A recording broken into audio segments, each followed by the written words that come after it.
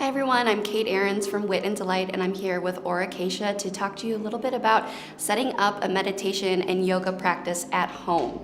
I've put together my favorite list of products and things to keep in the house so you can roll out your mat and not just reap the benefits of yoga and meditation, but also essential oils, cleansing your space, and really setting up your practice with the right intention to get the most out of breathing, movement, and setting up time for yourself during the day.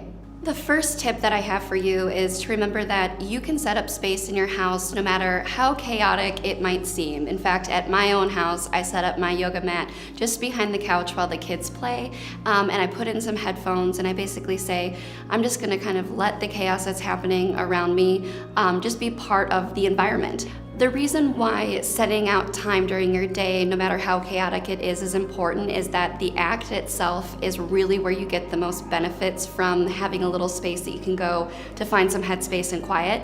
And oftentimes we think it needs to be a completely quiet space, but you can also do this when there is a little bit of noise or a little bit of chaos happening around you. In fact, I oftentimes set up my mat while the kids play or they watch a movie, because I know I have like a good 20 minutes of reprieve to find some headspace. So the first thing that you need to do is just remember that you can really do this anywhere with enough practice.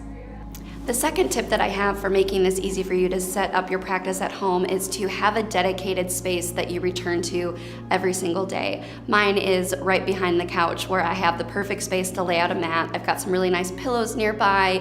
The lighting is nice. I've got some nice natural light coming in, and I keep that yoga mat nearby, all my essential oils, and I can access them really, really quickly. And basically saying that this is the spot that I do this every day or every week or whatever amount of time that you have to practice doing this, just making it easy for you to set up and go takes some of the effort out, or the willpower becomes a little bit easier when you don't have to decide, okay, where am I going to do this? What do I need? Every time you decide that you really need to take some time to get some headspace. The third tip I have for you with setting up yoga practice at home is to remember that this isn't about necessarily exercise. This is about quieting your mind, listening to your breath, and reaping the benefits of using essential oils. And that just means that you just need to show up with the right intentions. So you can wear whatever you want. You don't necessarily have to have your cute Lululemon stuff on. You don't have to be ready to sweat. This is really just about showing up and listening to your breath.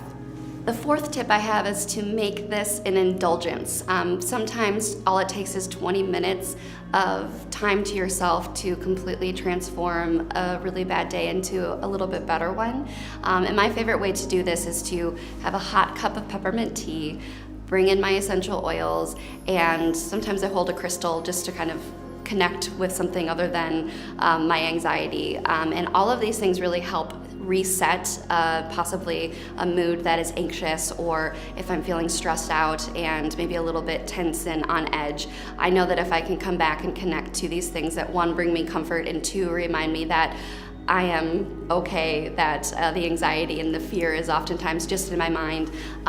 Those small little comforting things oftentimes just bring us back really quickly to a place that is peaceful and content. And you don't have to feel great, you don't have to be overjoyed and happy at the end of that, but at least it helps calm whatever is on your mind at that time.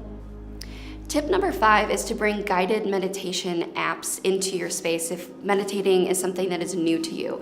It's a lot harder than listening to your breath. In fact, just listening to your breath is one of the more difficult things that you can do.